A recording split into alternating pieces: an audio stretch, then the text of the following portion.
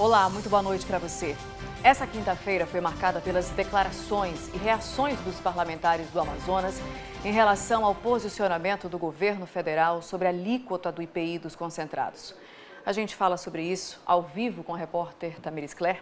Tamires, reações por sinais nada boas, dos nossos parlamentares, mas já era de se esperar, Boa noite para você. Oi, Nayandra, boa noite para você, boa noite a todos. Olha, as reações foram bem ruins realmente. A ideia agora da bancada amazonense é tentar fazer uma carta diretamente para o presidente Jair Bolsonaro, apresentando todos os argumentos que mostram o tamanho do prejuízo que seria que se algumas dessas empresas saíssem aqui do polo de concentrados. Duas delas, elas são responsáveis por mais de 20 mil empregos juntos. Isso porque a gente inclui também toda a questão produtiva, toda a produção desse concentrado, que daí vai desde o Guaraná, lá em Maués, tem ainda o açúcar que é produzido lá em Presidente Figueiredo, isso sem contar também, claro, ali as pessoas que estão diretamente produzindo os concentrados dentro das fábricas. Então são 20 mil empregos que seriam perdidos e isso, de acordo com a bancada, é algo que deve ser levado em consideração. É preciso levar em consideração também que as empresas saírem daqui, elas devem ir para outros países, os investimentos são muito altos e o Brasil não pode realmente perder esse tipo de investimento. Então a gente ouviu alguns parlamentares, ligamos para alguns parlamentares, senadores, deputados federais, deputados estaduais também, para entender, para saber a opinião deles. Nós conversamos, por exemplo, com o senador Plínio Valério, que inclusive era um dos que mais defendia que o ministro Paulo Guedes seria irredutível, mas ainda assim se colocou ali à disposição para ter um diálogo com ele. E segundo o senador Plínio Valério, não é possível mais que o presidente Jair Bolsonaro vá contra os incentivos da Zona Franca de Manaus. Serafim Correia também foi nesse sentido, dizendo que o escalonamento, o maior problema desse escalonamento é porque isso gera uma insegurança jurídica e faz com que novas empresas não queiram investir aqui nesse setor na Zona Franca de Manaus. Ou seja, coloca em risco futuros negócios, além, é claro, daqueles que já estão em vigor. Então, agora a ideia é realmente fazer com que o presidente Jair Bolsonaro consiga entender todos esses argumentos que eles vêm colocando e não são realmente, apesar da bancada não estar muito otimista, eles estão tentando fazer algumas tratativas finais com o governo federal. Nayandra. Pois é, Tamires, e ninguém tira a razão, por exemplo, do que disse o deputado estadual Serafim Correia. Realmente, esse decreto, essa alíquota aí causa essa insegurança jurídica no modelo, porque as empresas instaladas hoje aqui, elas vão, com o tempo, vão sair. A única questão é que esse cenário, gente, já está assim há muito tempo, E o que falta, de fato, é vontade política mesmo, é comprometimento dos nossos políticos em, de fato, virar esse jogo, Virar esse jogo e, quem sabe, também ter outras alternativas, porque, convenhamos, realmente os incentivos parecem que são as únicas formas, apenas isso que segura as empresas aqui. Exatamente. É preciso realmente trabalhar nesse sentido de fazer com que os incentivos não sejam apenas esses atrativos, Nayandra? Perfeitamente colocado, Tamires Claire. Muito obrigada pelas suas informações. Boa noite para você. Bom, a gente muda de assunto. Porque com as chuvas do período ocorre sempre um aumento no registro de síndrome respiratória aguda grave aqui na região. E por isso, agentes de saúde já estão sendo treinados para agir nas ações de combate e prevenção. De janeiro a março de 2019, o período de sazonalidade das doenças, a Fundação de Vigilância em Saúde no Amazonas notificou 301 casos de síndrome gripal no estado. De novembro do ano passado até o dia 15 de janeiro, o Boletim Epidemiológico da Síndrome Respiratória Aguda Grave notificou 85 casos. Esse é o período sazonal das doenças gripais. Nós temos doenças causadas pelos vírus influenza e também causadas por outros vírus. E a síndrome respiratória aguda grave é um agravamento de uma gripe ou de um resfriado. No período de análise foram registrados 3 mortes em 2019 e 2 neste ano. Nenhuma por H1N1. Como as síndromes evoluem a cada ano, novos sintomas podem surgir. É o caso da dor de garganta e o vômito, que se tornaram mais intensos nas notificações deste período. Por isso, a FVS e a Censa já começaram a atualização de todos os agentes de saúde. Já estamos nessa movimentação de capacitação de todos os profissionais, chamando atenção para todos os agravos respiratórios e as arboviroses. E estamos já com 23 unidades, já com a medicação para o atendimento da população. A Secretaria de Saúde do Estado do Amazonas informa que a rede estadual de saúde encontra-se abastecida com o antiviral Tamiflu, utilizado para o tratamento da influenza. O Ministério da Saúde recomenda que esse medicamento seja administrado em até 48 horas após o início dos sintomas. A Suzano também está elaborando uma nota técnica e deve divulgar nas próximas semanas um novo protocolo com diversas atualizações para os profissionais da área de saúde da capital e interior. Todos os profissionais de nível superior da rede estadual de saúde irão se qualificar num curso à distância para a atualização do manejo clínico. Na época de carnaval e com a redução da frota no transporte coletivo, é comum que as pessoas possam ficar aglomeradas em blocos e nos terminais de ônibus. Para essas situações, é preciso ter alguns cuidados. O uso de álcool gel e de lavagem de mãos é preconizado pela Organização Mundial de Saúde para evitar os vírus respiratórios. Alvo de muita polêmica, o uso medicinal da maconha está autorizado no Brasil.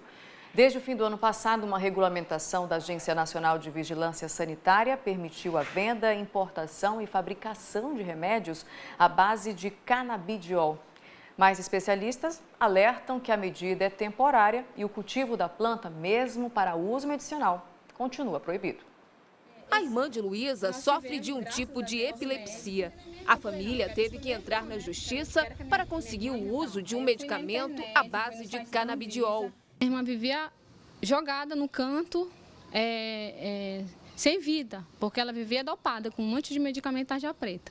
E aí, depois desse medicamento, a vida dela com certeza melhorou.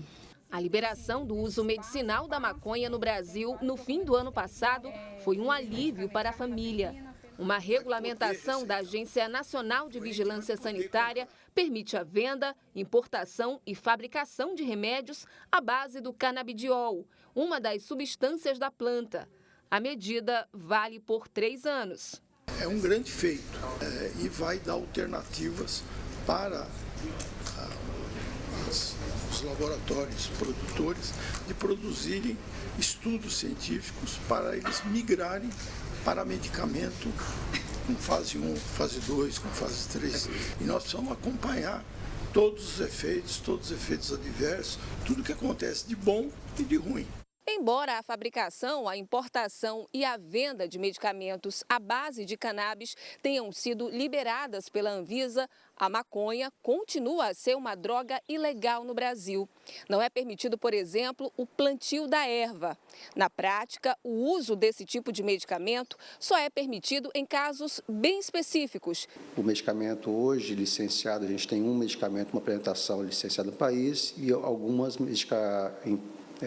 apresentações que podem ser importadas, mas que não têm registro.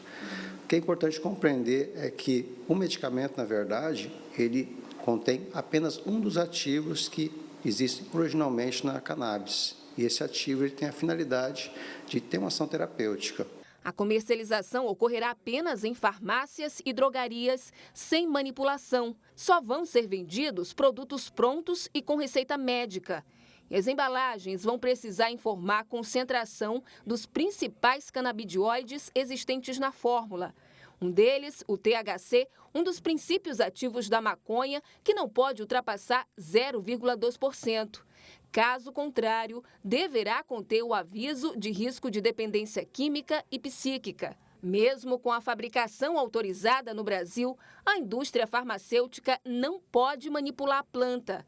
A matéria-prima, já semi-elaborada, precisa ser importada. Inclusive, a norma ela cita que o profissional ele pode solicitar importação, talvez como pessoa física. O profissional habilitado ele vai fornecer um laudo dizendo que pode ser importado, só que não é a primeira escolha. Geralmente é um tratamento quando as outras opções terapêuticas mais disponíveis falharam.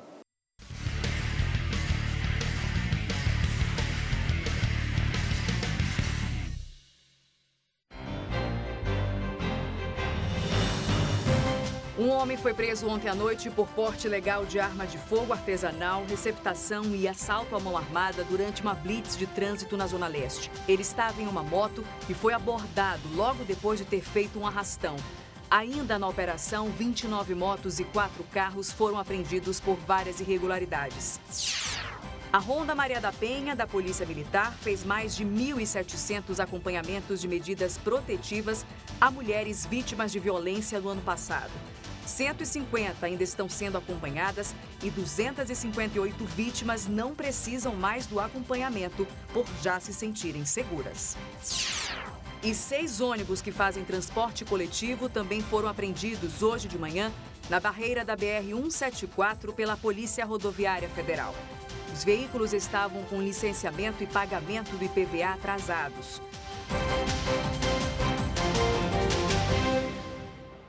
Sobre os ônibus apreendidos, o Sinetran informou que as empresas estão de acordo com as normas de isenção do IPVA de 2013 a 2015 e de 2018 a 2021. Mas já fez as substituições dos veículos irregulares e as linhas estão circulando normalmente. O Instituto Municipal de Mobilidade Urbana também determinou a substituição imediata dos ônibus apreendidos. A seguir, saneamento básico em todo o país vai receber investimentos na ordem de 200 bilhões de reais ao longo de 2 décadas. Com a Crítica na TV, volta já. O governo federal pretende investir mais de 200 bilhões de reais em saneamento básico em todo o país nos próximos 20 anos. A prioridade são as áreas rurais. O programa aqui no Amazonas começou a ser desenvolvido hoje com uma conversa com técnicos do estado. A falta de saneamento básico é um dos problemas mais graves no interior do Amazonas. Segundo o prefeito de Santo Antônio do Içá, sem água potável encanada na maior parte do município, o gasto com a saúde é um dos mais altos da administração. Assim, mais ou menos 70% e gastar 30% do valor que nós estamos gastando agora e teria investimento para outras coisas. O prefeito de Anamã conta que a população do município precisa muitas vezes comprar água potável. Várias pessoas utilizam água mineral, né? E outras pegam em postos particular próximo da cidade, né? E há toda essa dificuldade, mas vamos sobrevivendo, na verdade, né? Por meio de um convênio aprovado por emendas parlamentares federais, 6 municípios vão ter acesso a 20 milhões de reais para investimentos. Os convênios é uma parte de tudo aquilo que nós incorporamos em termos de investimento orçamentário através do nosso mandato em emenda impositiva. Aqui na FUNASA já somam, em termos de emendas individuais e emendas de bancada impositiva, mais de 50 milhões de recursos extra-orçamentário, mais de 50 milhões nos últimos 3 anos. Além disso, prefeitos e técnicos de saúde do interior participaram nesta quinta-feira das primeiras reuniões do programa Saneamento Brasil Rural. A ideia foi mostrar as formas que o Amazonas pode ter acesso à verba prevista para o projeto. A estimativa do governo federal é que até 2038 sejam investidos mais de 200 bilhões de reais em todo o país. O programa inclui metas de curto, médio e longo prazo. Todo o planejamento deve ser revisado a cada 4 anos no plano plurianual. Comunidade com 10 famílias, com 8 famílias, é a prioridade do programa.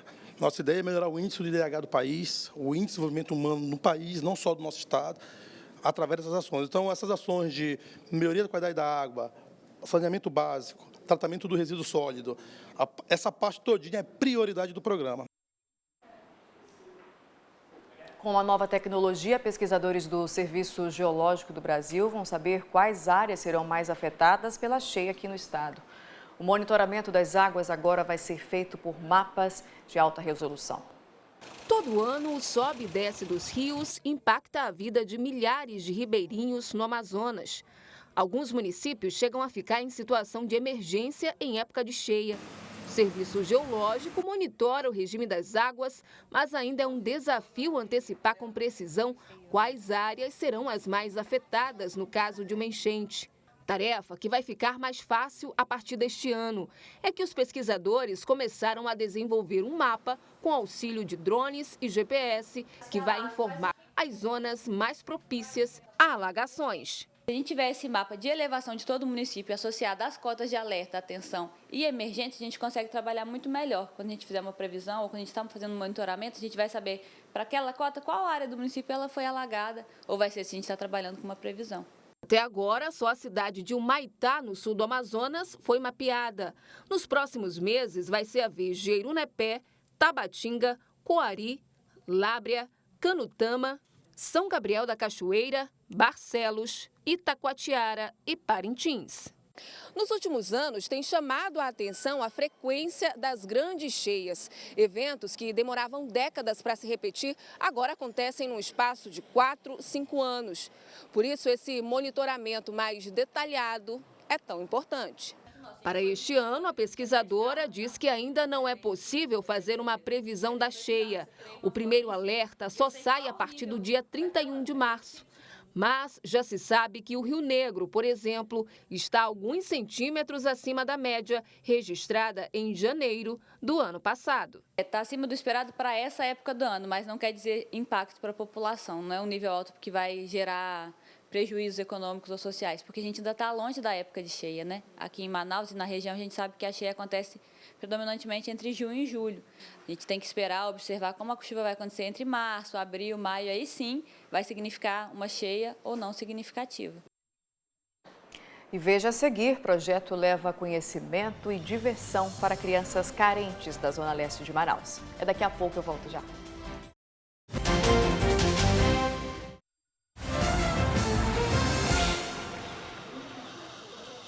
Agora o futebol, Princesa dos Solimões segue com os treinos para a estreia no Campeonato Amazonense. Tubarão enfrenta o Penarol no próximo dia 22 em Manacapuru. Corre, pula, cabeceia e chuta. Tudo isso para deixar a turma aqui em forma antes da bola rolar no Barezão. Na primeira semana de trabalho, o foco foi a preparação física. Agora, o professor começou o trabalho tático, pensando já na estreia do campeonato. A importância mais para a parte tática, parte técnica, mas está sendo muito boa a preparação, né? Muito intensa, né? Jogadores muito comprometimento, isso que é importante. E se Deus quiser, a gente vai fazer um grande campeonato. A gente teve um jogo treino aqui, vamos tentar outro para sábado, para ganhar um ritmo de jogo melhor, ganhar mais conjunto e pensando na estreia. O Tubarão de Manacapuru quer chegar para a estreia já mostrando sua força. Espero que a gente possa fazer um excelente campeonato. Tem bastante jogador experiente e tudo, junto com a juventude. E falta poucos dias para a estreia contra uma equipe também que é forte, bem forte no campeonato, e espero poder estrear aqui dentro de casa com a vitória. E o jogo da estreia terá um diferencial, já que será a primeira partida oficial disputada à noite no estádio Gilberto Mestrinho. Tudo isso para atrair o maior número de torcedores. E só lembrando que a primeira rodada do Barezão começa no dia 21 deste mês, com um jogo entre Manaus e São Raimundo na Arena da Amazônia. A gente sabe que não é todo mundo que tem condições de pagar por uma colônia de férias para os filhos. Por isso, uma ONG aqui da capital tem desenvolvido um projeto super bacana que leva conhecimento e também muita diversão para crianças carentes da Zona Leste. Nas férias, Nicolas e o Vitor não querem mais nada, além de se divertir jogando futebol e basquete. Eu gosto muito do projeto, ele ensina muitas coisas pra gente, brincadeiras. Quando termina a gente merenda, a gente vai pra nossa casa sem jogar lixo na rua. Também tem outras modalidades de jogos, que fazem parte do projeto de esporte educacional e sustentabilidade desenvolvido pela oficina Escola de Luteria da Amazônia. O objetivo do projeto é ofertar práticas qualificadas de esporte educacional para crianças e adolescentes do Mauazinho, inserindo práticas esportivas tanto tradicionais, como a gente conhece, vôlei, futebol, basquete, mas também resgatar os jogos de infância. Então nós temos essa mistura na colônia de férias. Depois da diversão com as mais diversas modalidades esportivas, elas vêm até esse local onde recebem um lanche. Para algumas, pode ser a única refeição do dia. Muitas crianças e adolescentes aqui têm alta vulnerabilidade, muitas das vezes elas precisam da refeição aqui do projeto, é uma das poucas refeições que elas têm por dia, então a gente sempre oferta uma refeição de qualidade, frutas, nutrientes, né, bem balanceada, para que elas possam ter muito proveito e também contribuir com o processo de desenvolvimento, né, físico delas. As atividades começaram essa semana e seguem até o fim deste mês. Crianças e adolescentes de 4 a 17 anos podem participar. A Crítica na TV vai ficando por aqui. Muito obrigada pela sua companhia. Eu volto amanhã, logo depois do Alerta Amazonas. Boa noite.